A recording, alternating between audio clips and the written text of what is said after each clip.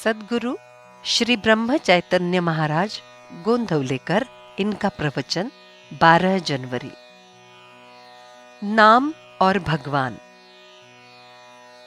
ये पूछने में कोई तथ्य नहीं है कि राम राम कहने से राम कैसे मिलेंगे, बल्कि उल्टे ये कहा जा सकता है कि राम राम कहे बिना राम मिल ही नहीं सकते। व्यवहार में भी हमारा यही अनुभव है। मान लो हमें काशी जाना है और हम टिकट लेने स्टेशन पर गए और वहां काशी नाम बताए बिना ही टिकट मांगा तो लाख कोशिश करने पर भी हमें टिकट नहीं मिलेगा और हम काशी नहीं जा पाएंगे। इसके विपरीत काशी देखी भी ना हो और सिर्फ नाम मात्र मालूम हो तो टिकट मिलेगा और हम काशी जा पाएंगे। और एक बात, काशी हमारी देखी हुई है, हम उसका पूरा वर्णन भी कर सकते हैं और केवल उसका नाम याद नहीं आ रहा है और टिकट बाबू से वर्णन के आधार पर टिकट मांग रहे हैं तो टिकट नहीं मिलेगा। तो इससे एक बात स्पष्ट है कि हम चाहे कितनी ही बातें करें, नाम लेना अर्थात नाम स्मरण करना आवश्यक है, अन्यथा कोई काम नहीं होगा।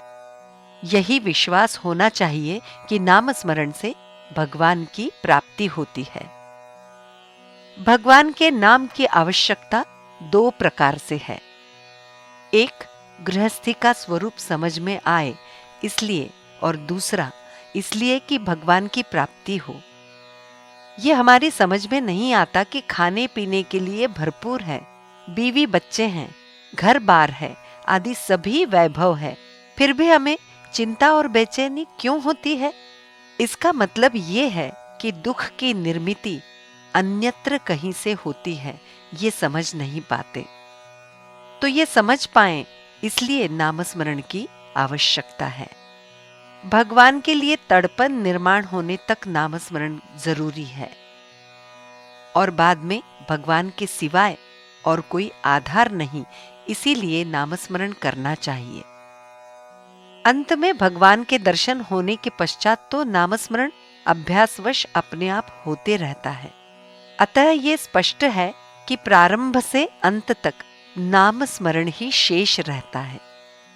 जो नाम स्मरण करेगा और भगवान का ध्यान रखेगा, उसके भगवत प्राप्ति की जिज्ञासा अपने आप ही निर्माण होगी। केवल नाम स्मरण के लिए ही नाम स्मरण करते रहेंगे तो उसमें कुछ राम है, अर्थात उसमें ही कुछ तथ्य है, ये अनुभव होगा।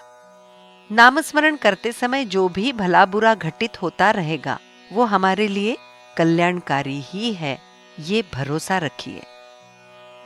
भगवान का नाम ही वास्तव में सच्चिदानंद स्वरूप सद्वस्तु है। नामस्मरण करते समय जो अपने आप को भूल गया वही जीवन मुक्त है। जीवन में जो कुछ साधना है वो यही है। अन्य सभी बातें स्वप्नवत समझिए। उन बातों का हम अनुभव करते हैं लेकिन वे शाश्वत नहीं होती। देह से हम एक रूप हो गए हैं, इसका कारण हमारी आदत और तदनुकूल अभ्यास। इसके विपरीत यदि हम भगवान का ही चिंतन करते रहेंगे तो जैसे आज देह से एक रूप हो गए हैं वैसे भगवान से एक रूप हो जाएंगे। सवेरे उठते समय, रात को सोते समय और भोजन के पहले नामस्मरण करने का नियम रखना चाहिए। वह जीवन में बहुत उपयोगी सिद्ध होगा। जानकी जीवन स्मरण जय जय राम।